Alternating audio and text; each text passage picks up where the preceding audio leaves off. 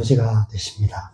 우리의 친구 같은 아버지가 되십니다. 그래서 우리 삶의 어떤 순간에도 우리의 모든 것들을 있는 그대로 하나님 앞에 고백하고 내어드리고 그렇게 살아갈 수 있는 줄 믿습니다. 그 믿음 저와 여러분의 충만하기를 바랍니다.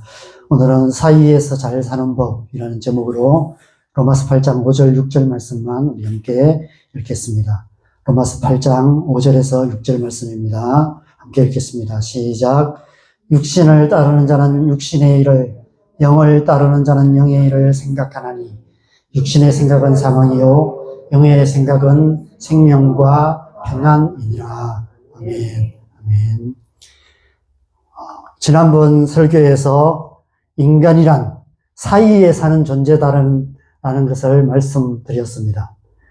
인간이라는 한자에서 사이 간자를 보면 문문자와 날일자를 쓰고 있는데 시간적으로 또 공간적으로 사이에 있는 존재라는 그런 의미인 것 같습니다.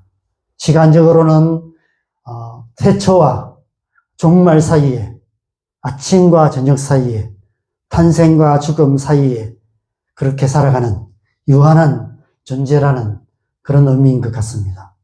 공간적으로는 하늘과 땅 사이에서, 하늘에 계신 하나님과 이 땅의 모든 피조물 사이에서 그런 수식적인 관계 안에 살아가는 존재이고, 또 사람과 사람 사이에 수평적인 관계에서 살아가는 존재가 사람인 것 같습니다. 인간이라는 존재는 스스로 존재하는 존재가 아니라 상호의존적인 그런 존재라는 의미가 인간이라는 단어에 포함되어 있는 것 같습니다.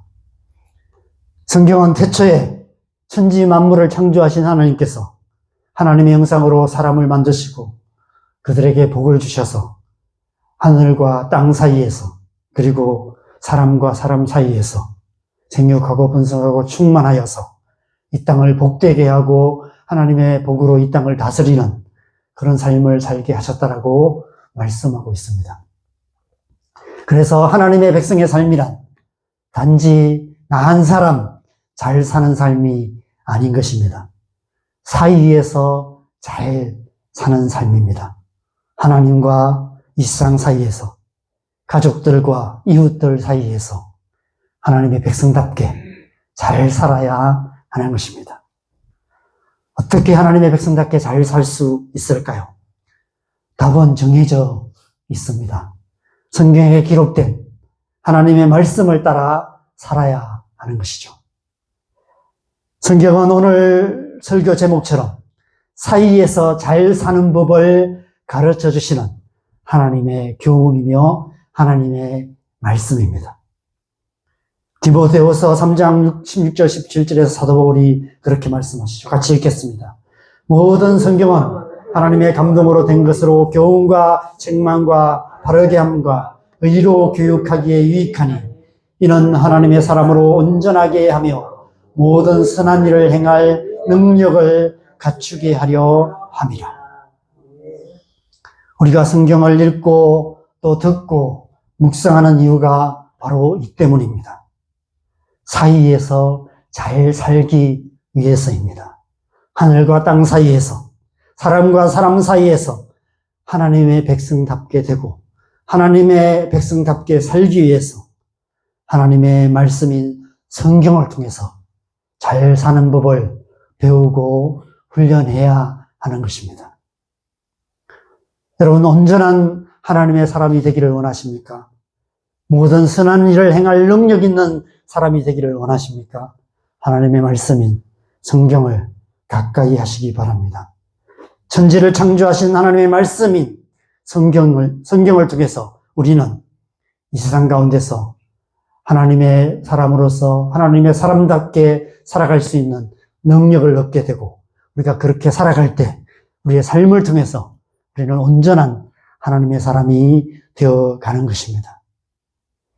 저는 성경의 많은 말씀 가운데서 우리에게 사이에서 사는 법을 가장 잘 알려주시는 말씀이 로마서 8장 말씀이 아닐까, 이런 생각을 합니다.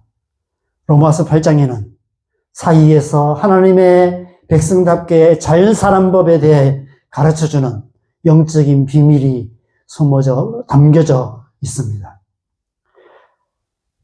지난 설교 본문에서 로마서 8장 1절 2절에서 두 가지 법에 대해서 우리가 함께 나누었습니다. 생명의 성령의 법과 죄와 사망의 법입니다. 우리는 이 두 가지 법 사이에 살아가고 있습니다. 하나님의 백성인 우리가 살아가는 영적인 공간이 바로 생명의 성령의 법과 죄와 사망의 법 사이입니다. 그 사이에서 어떤 법을 따라 살아가느냐에 따라서 우리는 하나님의 백성다운 삶을 살 수도 있고, 하나님의 백성임에도 불구하고 하나님의 백성답지 못한 세상 사람들과 별 다를 바 없는 그런 삶을 살아갈 수도 있는 것입니다. 우리는 이 세상 속에서 날마다 이 두 법 사이를 오락가락하며 그렇게 살아가고 있습니다. 어떤 법을 따라 살아가느냐에 따라서 우리의 삶의 열매가 결정됩니다. 사망이냐, 생명이냐가 결정되는 것입니다. 여러분, 어떤 법을 따라 사는 것이 잘 사는 것일까요? 당연히 생명의, 성령의 법을 따라 살아갈 때 우리는 하나님의 백성답게 잘 살 수 있는 것입니다. 예수님께서 하나님의 아들로 이 땅에 오셔서 십자가에서 피 흘려 죽으신 이유가 바로 그 때문입니다. 우리를 잘 살게 하시기 위해서입니다. 그래서 죄와 사망의 법이 다스리는 이 땅 가운데, 그래서 이 죄와 사망 가운데 살다가, 이 사망의 법 가운데 살다가 결국은 멸망할 수밖에 없는 우리를 구원하시기 위해서 이 땅에 오셔서 생명의 성령의 법이 다스리는 하나님 나라를 이루신 것입니다. 영접하는 자, 곧 그 이름을 믿는 자는 누구든지 하나님의 자녀가 됩니다. 우리가 하나님의 자녀가 되면 그리스도 예수 안에 있는 생명의 성령의 법이 우리를 죄와 사망의 법에서 우리를 해방시켜 주시는 것입니다. 그래서 그때부터는 우리가 더 이상 죄와 사망의 법 가운데 살지 않고 생명의 성령의 법을 따라서 하나님이 주신 하나님의 자녀들의 영광의 자유를 누리는 삶을 살아갈 수 있게 되는 것입니다. 그것이 곧 성경이 말씀하시는 구원입니다. 구원이란 사이에서 잘 사는 사람이 되는 것입니다. 죄와 사망의 법을 따라 살지 않고 그리스도 예수 안에 있는 생명의 성령의 법을 따라 잘 사는 것, 그것이 바로 구원인 것입니다. 그렇다면 생명의 성령의 법으로 잘 사는 것은 실제적으로 어떻게 사는 것을 말할까요? 오늘 본문이 우리에게 그 답을 주고 있습니다. 오늘 본문에서도 앞의 본문과 마찬가지로 사망과 생명이라는 두 단어가 눈에 띕니다. 여러분, 인간이라는 존재는 사망과 생명 사이에 있는 존재입니다. 우리는 날마다 사망과 생명 사이에서 살아가고 있습니다. 죄와 사망의 법과 생명과 성령의 법 사이에서 우리는 살아가고 있습니다. 그 사이에서 어떤 삶을 살 것인가, 어떤 사람이 될 것인가, 어떤 열매를 맺을 것인가는 우리가 어떤 생각을 하느냐에 달려있다라고 이 말씀은 말씀하고 있습니다. 육신의 생각을 따라 살면 사망에 이르게 될 것이고, 영의 생각을 따라 살면 생명에 이르게 된다라고 말씀하고 있습니다. 하나님의 백성다운 삶이란 사망과 생명 사이에서 영의 생각을 따라 살아감으로 생명의 열매를 맺는 삶이 하나님의 백성다운 삶인 것이죠. 그것이 사이에서 잘 사는 삶인 것입니다. 그렇다면 어떻게 우리가 육신의 생각으로 가득한 이 세상 속에서 죄와 사망의 법을 따라서 살아가는 수많은 사람들 사이에서 그들처럼 살지 않고 육신의 생각을 따라 살지 않고 영의 생각을 따라서 영에 속한 삶을 잘 살 수 있을까요? 그래서 기도가 필요한 것입니다.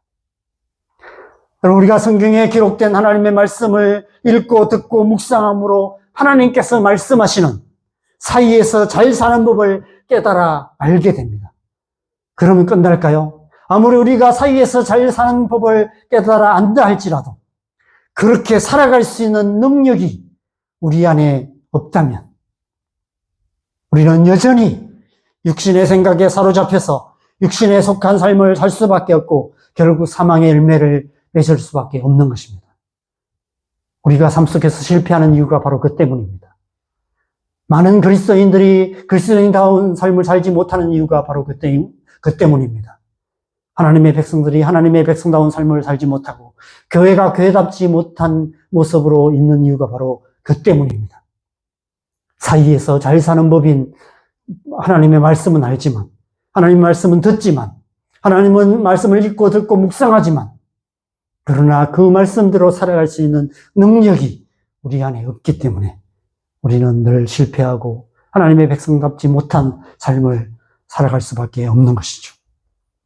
우리에게는 하나님의 백성으로서 하나님의 백성답게 살아갈 수 있는 능력, 사이에서 잘 살 수 있는 능력이 필요합니다. 그래서 기도해야 하는 것입니다. 오직 기도를 통해서 우리는 하나님의 백성으로서 하나님의 백성답게 살 수 있는 은혜를 입게 됩니다.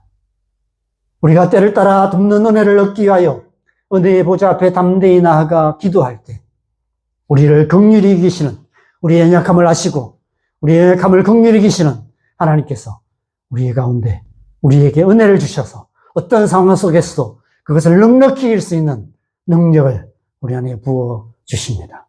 때를 따라 돕는 은혜로 우리와 함께 하시는 것입니다. 하나님 은혜가 우리 안에, 우리의 삶 속에 역사할 때 우리는 비로소 영의 생각을 따라서 영에 속한 삶을 살아갈 수 있는 능력을 얻게 되는 것입니다. 육신의 생각에 대해서 노라고 말할 수 있고 영의 생각을 따라에 대해서 예스라고 말하며 하나님의 말씀을 따라서 생명의 열매가 풍성한 삶, 하나님의 백성다운 삶을 살아갈 수 있게 되는 것입니다. 우리가 기도하기에 더욱 힘써야 하는 이유가 바로 그 때문입니다. 영의 생각을 따라서 영에 속한 삶을 살 것인지, 육의 생각을 따라서 육에 속한 삶을 살 것인지, 그 사이에서 결정적인 선택을 할 수 있는 능력, 결정적인 선택을 가능하게 하는 하나님의 은혜, 그것은 오직 기도를 통해서 우리에게 주어지는 것입니다. 하나님께서는 구하는 자에게 은혜를 주시고 능력을 주시는 분이신 줄 믿습니다. 여러분, 우리는 지금 두 세계 사이에서 살아가고 있습니다. 보이는 육신의 세계와 보이지 않는 영적인 세계입니다. 이 세상과 하나님 나라 사이에 살아가고 있습니다. 이 세상은 죄와 사망의 법이 역사하는 세상입니다. 이 세상에 살다 보면 우리는 늘 그 죄와 사망으로 말미암아 고통하는 삶을 살아갈 수밖에 없습니다. 나 자신이 그런 선택을 하지 않아도 또 주변 사람들의 그런 죄와 사망 가운데 살아가는 사람들로 말미암아 우리가 또 그러한 죄와 사망의 고통을 당할 수밖에 없습니다. 그러한 세상 속에서 날마다 생명의 성령의 법을 따라서 하나님의 백성으로서 하나님의 백성답게 살아가야 합니다. 여러분, 사망과 생명 사이에 살아가는 삶의 현실은 단지 종교적인 의미가 아닙니다. 우리가 살아가는 실제적인 삶의 현실입니다. 사망과 생명, 삶과 죽음이 동전의 양면처럼 한순간이라는 사실을 우리는 주변에서 일어나는 수많은 사건들을 통해서 보게 됩니다. 지난주 홍콩에서 수십 년 살아온 고층 아파트에서 불이 나서 수백 명의 사람들이 죽음을 당했습니다. 한순간에 일어난 일입니다. 뉴스로 보기에 그 아파트는 나름 잘 사는 사람들이 살던 아파트였던 것 같습니다. 홍콩에서 그 정도 아파트에 사는 것만으로 사람들이 많이 부러워했을 것입니다. 그런데 하룻밤 사이에 삶의 터전이었던 아파트가 온 가족의 무덤이 되고 말았습니다. 먼 나라, 이웃 나라 이야기가 아닙니다. 우리 주변에도 매일같이 일어나는 일입니다. 어제 새벽 저는 이 사실을 새삼 다시 느끼는 아찔한 시간을 보내었습니다. 제가 이제 금요일 밤에 교회에서 기도하고 있는데 밤 12시쯤에 대구에 사는 셋째 동생에게서 전화가 왔어요. 밤늦게 전화가 왔다는 것은 뭔가 심상치 않은 그런 일이 있다는 그런 의미였습니다. 받기도 전에 무슨 큰일이 있구나 이런 생각이 들었습니다. 그 창에 사는 막내 동생이 119 구급차로 대구 경북대병원으로 이송되고 있다는 연락을 받았대요. 무슨 일인지 정확하게 모르는데 지금 좀 위중한 상황이라고 그런 전화를 받았습니다. 날씨가 추워져서 이제 비닐하우스 보온을 하기 위해서 밤늦게 혼자 작업을 하다가 물 엉덩이에 이렇게 거꾸로 빠져나와요. 그런데 이제 엉덩이가 좀 깊어서 빠져나오려고 발버둥 쳐도 못 나와서 거의 1시간을 그 물 엉덩이에 있다가 의식을 잃어버렸던 것 같습니다. 밤늦은 시간이고 아무도 지나다니는 사람도 없고 아무리 소리쳐도 이제 들리지 않는 위치에 있어서 어떻게든 빠져나오려고 발버둥 치다가 도저히 빠져나올 수가 없어서 이제 이렇게 엉덩이에 있는 어떤 줄을 하나를 잡고 버티다가 이제 너무 날씨도 춥고 그래서 의식을 잃어버렸어요. 이제 저희 재수 씨가 시간이 늦어도 안 나오고 전화를 해도 안 받고 해서 이제 찾아가 보니까 그런 상태에 있어서 막 급하게 혼자 끌어내려니까 너무 무거워서 못 끌어내서 아버지 이제 불러서 이렇게 가서 이렇게 끌어냈답니다. 그런데 거창에 있는 병원에는 안 받아준다고 해서 이제 이 대구에 있는 경북대병원으로 급하게 가서 이제 응급 중환자실로 들어갔었어요. 그래서 제가 이제 대구를 이제 급하게 새벽에 올라갔는데 가서 보니까 제가 도착했을 때쯤에는 응급처치를 잘해서 좀 체온이 조금 회복되어서 한 34도 정도로 이렇게 이제 회복되어져서 좀 의식을 찾고 이제 말을 좀 할 수 있는 정도였었습니다. 그래서 제가 이제 동생이랑 얘기를 해보니까 이제 그런 상황이었어요. 그런 상황에서 이렇게 이제 구사일생으로 살아났던 것 같습니다. 이제 CT 찍고 중환자실에 들어가는 것 보고 이제 새벽에 이렇게 내려왔는데 오전에 이제 CT 검사 결과에 큰 이상이 없어서 다행히 하루쯤 병원에 더 있으라고 하는데 동생이 또 고집부려가지고 바로 퇴원을 했답니다. 막내 6시가 조금만 늦게 발견했다면 아마 생명을 잃었을 것 같아요. 그날 저녁에 6시가 집에 가서 자려다가 또 그냥 또 이렇게 농막에 그냥 있었대요. 아마 그냥 집에 갔더라면 큰일이 났을 것 같다라고 그렇게 얘기를 했습니다. 몇십 분, 아니 몇 분 사이에 생명이 오가는 그런 일들이 일어났던 것 같습니다. 결코 남의 일이 아닌 것 같습니다. 우리 모든 인생이 살아가는 존재의 현실이며 삶의 현실이죠. 우리 자신의 일이며 우리가 살아가는 사람들이 살아가는 삶의 현실이 바로 그런 현실인 것 같습니다. 사망과 생명 사이에서 한 발 잘못 디디면 사망에 이르는 그런 현실을 우리는 살아가고 있습니다. 이런 현실 속에 우리는 어떻게 살아야 할까요? 그래서 베드로 사도가 베드로전서 4장 7절에서 성도들을 향해서 우리를 향해서 이렇게 권면하고 있습니다. 같이 읽겠습니다. 만물의 마지막이 가까이 왔으니 그러므로 너희는 정신을 차리고 근신하여 기도하라. 정신을 차려야 한다고 말합니다. 정신 바짝 차리고 살아라 라고 말씀하고 있습니다. 저는 어제 그 일로 정신이 번쩍 들었습니다. 너무 정신이 번쩍 들어서 그렇지 않아도 불면증으로 잠을 잘 못 자는데 잠이 더 안 오기 시작했습니다. 어제 한 2시간밖에 못 잤는데도 어제 낮 내내 멀쩡하고 어제 밤 늦게까지 아무리 자려고 해도 잠이 안 와요. 그래서 다시 수면제 먹고 잘 수밖에 없었습니다. 정신 바짝 차리고 기도하기에 더욱 힘써야 되겠다 이런 생각을 하게 됩니다. 그 다음 장에서 베드로전서 5장 8절 9절에서는 이렇게 권면합니다. 같이 읽겠습니다. 시작. 근신하라 깨어라 너희 대적마귀가 우는 사자같이 두루다니며 삼킬 자를 찾나니 너희는 믿음을 굳건하게 하여 그를 대적하라. 이는 세상에 있는 너희 형제들도 동일한 고난을 당하는 줄을 아닙니다. 하나님이 아신다는 것입니다. 우리가 어떤 삶의 현실을 살아가고 있는지, 사망과 생명 사이에 살아가고 있는 우리의 현실, 우리의 영적인 현실이 그렇고, 우리가 살아가는 구체적인 삶의 현실이 그렇다는 것이죠. 그 속에서 우리의 모든 성도들이, 모든 형제들이 동일한 고난을 당하고 있습니다. 바람 불던 삐끗해서 우리가 넘어져서 다치기도 하고, 또 심지어는 생명을 잃어버리는 일도 있습니다. 저는 운전을 하다 보면 참 섬뜩섬뜩할 때가 있습니다. 사각지대에 사람이 튀어나오는 경우도 있고요. 또 이렇게 제 잘못도 아닌데 그런 어떤 사고의 위험을 당하는 데가 참 많이 있습니다. 참 하나님이 지켜주지 않으면, 한 번 핸들 잘못 틀면, 한 번 엑셀 좀 세게 밟으면 큰 일이 날 수 있는 그런 일들 속에, 그런 위험 속에 우리는 살아가고 있습니다. 그런 속에서도 우리가 정신 바짝 차리고 근신하고 깨어서 믿음으로 기도하며 살아가야 하는 것이죠. 믿음을 굳건하게 해야 된다라고 말씀하고 있어요. 여러분, 믿음이 무엇입니까? 믿음은 추상적인 것이 아닙니다. 그냥 하나님이 멀리 계시겠지, 하나님이 어딘가에 계시겠지, 하나님의 존재하심을 믿는 것 정도가 믿음이 아닙니다. 그냥 예수 믿고 구원받는 것, 그 정도가 믿음이 아닙니다.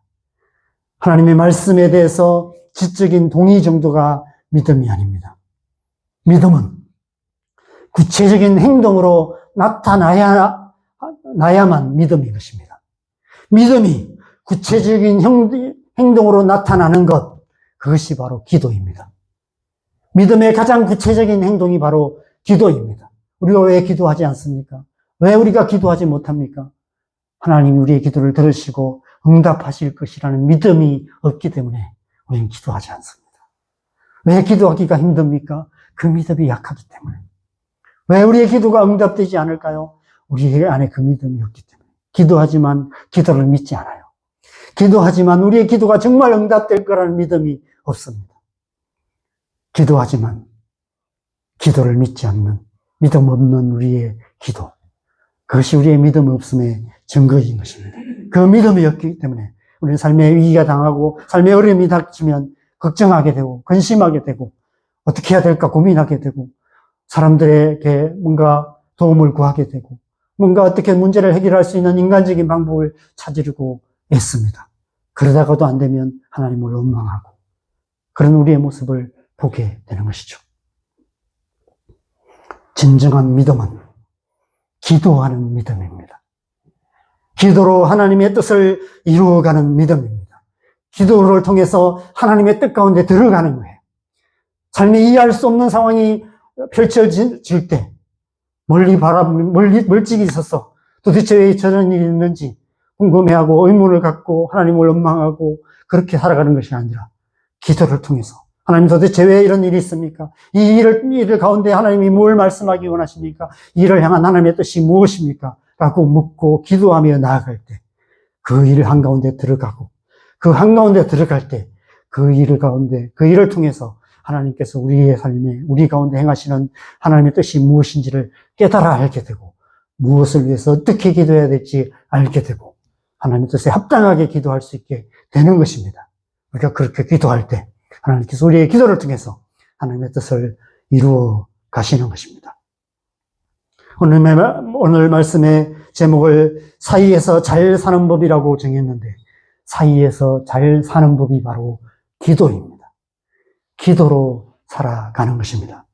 정신을 차리고 근신하여 기도하는 삶을 살아야 하는 것입니다. 기도하되 굳건한 믿음으로 기도해야 합니다. 언젠가는 들으시겠지. 언젠가는 좋은 일이 있겠지. 이런 막연한 낙관론은 믿음이 아닙니다. 다 잘 될 거야 라고 스스로 위로하는 것은 믿음이 아닙니다. 믿음은 기도를 통해서 하나님의 나라를 이루어가는 것입니다. 믿음은 기도를 통해서 하나님의 뜻 가운데 들어가고 하나님의 뜻을 이루어가는 것입니다. 기도를 통해 뜻이 하늘에서 이룬 것 같이 땅에서도 이루어지게 만드는 것입니다. 보이지 않는 세계를 보는 것처럼 믿으며 보이지 않는 하나님을 보는 것처럼 믿으며 하나님의 뜻이 우리의 삶에, 우리의 사는 이 땅에 온전히 이루어지기를 기도해야 하는 것입니다. 여러분, 만약 하나님께서 정말 우리가 살아가고 있는 이 삶의 현실 속에 역사하고 있는 보이지 않는 세계, 그것을 포기하신다면 어떤 마음이 들까요? 이 보이지 않는 영적인 세계 속에 어떤 일이 일어나고 있는지를 하나님이 포기하신다면 우리의 영적인 눈이 열려져서 우는 사자같이 두루다니며 삼킬 차를 찾고 있는 마귀와 우리의 삶에 생각보다 가까이 있고 생각보다 우리의 삶의 구체적인 현장에서 생각보다 더 강력하게 역사하고 있는 어둠의 군세들, 악한 영들, 귀신들을 보게 하신다면 우리는 어떤 생각을 들까요? 그 속에서 하나님 나라를 위해서 싸우고 있는 천사들, 천군 천사들을 본다면 우리는 어떻게 반응할까요? 아마 더 정신 바짝 차리고 근실하고 기도하지 않을까 이런 생각이 듭니다. 아니면 너무 무서워서 살지 못하지 않을까 이런 생각이 들기도 합니다. 제가 아는 어떤 분이 옛날에 은사를 받았는데 귀신이 보인대요. 자기 어디 가면 구석에 어두운 그림자가 서 있는 것이 보인대요. 그게 너무 무서워서 이렇게 하나님 앞에 기도했대요. 하나님 이거 안 보이게 해달라고. 그래서 하나님 어느 날 그걸 안 보게 해주셨다고 그런 얘기를 간증을 하는 얘기를 들었습니다. 아마 우리 영적인 눈이 열려져서 악한 영들을 보게 된다면 우리 좀 무서워서 살지 못하지 않을까. 저처럼 이렇게 간이 작은 사람은 잘 못 살지 않을까 이런 생각이 듭니다. 근데 하나님께서 그것을 아마 이렇게 보지 못하게 하신 이유는 아마 그래서 이러지 않을까 이런 생각도 들지만 하나님께서 그것을 보지 못하게 만드신 이유는 믿음으로 살게 하시겠습니다. 여러분, 보는 것을 믿는 것은 믿음이 아니에요. 보지 않고 믿는 것이 참된 믿음인 것입니다. 보이지 않지만, 눈에 보이지는 않지만 하나님이 계시고, 눈에 보이지 않지만 영적인 세계가 있고, 눈에 보이지 않지만 우리가 살아가는 이 세상이 단지 우리가 눈에 보이는 우리가 손으로 만지고 눈으로 보고 우리가 발 딛고 있는 이 땅이 전부가 아니라 보이지 않는 세계가 있다는 것. 우리가 사망과 생명 사이에 살아가고 있다는 사실을 믿고 그 믿음으로 기도하며 살아가는 것. 그것이 바로 믿음의 삶인 것입니다. 보이는 현실 세계와 보이지 않는 영적인 세계 사이에서 어떤 일이 일어나는지를 분명히 알고 그 사이에서 하나님의 나라와 그 일을 이루며 하나님의 뜻이 이루어지기를 기도하며 살아가는 삶, 그런 삶이 바로 믿음의 삶인 것이죠. 예수님께서 그렇게 사셨습니다. 요단강에서 성령으로 세례를 받으신 후에 광야에서 40일을 금식하시며 기도로 마귀의 모든 시험을 이기셨습니다. 그 후로도 자주 새벽에 미명에 기도하러 산으로 가셨고 습관적으로 한적한 곳을 찾으셔서 기도하기에 힘쓰셨던 예수님의 모습을 우리는 사복음서를 통해서 똑똑히 보게 됩니다. 예수님께서는 기도로 하나님 나라를 사셨고 기도로 하나님의 뜻을 이루셨습니다. 그래서 우리 또한 기도로 하나님의 나라와 그 뜻을 이루는 삶을 살아가야 하는 것입니다. 사도 바울과 수많은 사도들이 기도를 강조한 이유가 바로 그 때문입니다. 막연히 우리가 원하는 것을 이루어 주시도록 하나님께 떼쓰는 것이 아니라 언젠가는 이루어 주시겠지라는 낙관론적인 기대를 가지는 것이 아니라 뜻이 하늘에서 이룬 것 같이 땅에서도 이루어지기를 간절히 간구하며 그렇게 살았고 그런 사도들이 우리를 향해서 너희 또한 그렇게 살아야 한다라고 권면하고 있는 것입니다. 하나님의 뜻이 이루어지지 못하게 방해하는 마귀를 대적하며 영적 전쟁하며 치열하게 기도하는 삶을 살아야 하는 것입니다. 기도가 힘든 이유가 바로 그 때문입니다. 기도가 전쟁이기 때문입니다. 기도의 전쟁을 해야 하는 것이죠. 정신을 차리고 건신하여서 깨어서 기도하기에 힘써야 하는 것입니다. 기도하기에 힘쓰라는 것은 온 힘을 다해야 된다는 것이죠. 우리의 전력을 다해서 기도하는 삶을 살아야 한다고 말씀하고 있는 것입니다. 우리로 하여금 육신의 생각을 따라서 육신에 속한 삶을 살아감으로 사망의 열매를 맺게 만들려는 마귀의 계계가 보이지 않는 세계 속에 강력하게 역사하고 있습니다. 정신 바짝 차리고 굳건한 믿음으로 우는 사자처럼 누르다니며 삼키를 찾고 있는 마귀를 대적하며 하나님의 뜻이 이루어지기를 기도해야 합니다. 나아가서 마귀의 괴계에 사로잡혀 육신의 생각을 따라 살며 육신에 속한 삶을 살아감으로 사망의 열매를 맺고 있는 우리의 가족들, 또 자녀들, 이웃들을 위해서 우리는 중보기도 해야 합니다. 전능하신 하나님께서 우리의 기도를 통해서 마귀의 근세를 멸하시고 하나님의 나라와 그 의를 이루실 것을 믿고 우리가 중보기도하는 삶을 살아가야 하는 것입니다. 제 동생의 이름이 중보입니다. 우리 중보를 위해서 많이 기도해 주셨으면 좋겠습니다. 사망과 생명 사이에서 잘 사는 법은 기도로 사는 것입니다. 이 세상과 하나님 나라 사이에서 잘 사는 법은 기도로 사는 것입니다. 하나님의 백성들이 하나님의 백성답게 잘 사는 법은 기도하는 삶을 살아가는 것입니다. 새벽마다 기도하고 또 우리 직장에서 일을 하면서도 직장의 삶의 현실 속에서도 기도하고 우리가 길을 걸어가면서도 기도하는 삶을 살고 어려운 일을 당하는 사람들의 소식을 들을 때마다 또 거기서 잠깐 멈추어 서서 그들을 위해서 기도하고 그렇게 기도하는 삶을 살아가야 하는 것이죠. 기도로 하나님의 나라와 하나님의 뜻을 이루어가는 삶, 그것이 하나님의 백성다운 삶이고 그렇게 살아가는 것이 하나님 앞에서 잘 살아가는 삶인 줄 믿습니다. 이 한 주간도 늘 깨어 기도함으로 사이에서 잘 살아가시는 저와 여러분 되시기를 주님의 이름으로 간절히 축원합니다.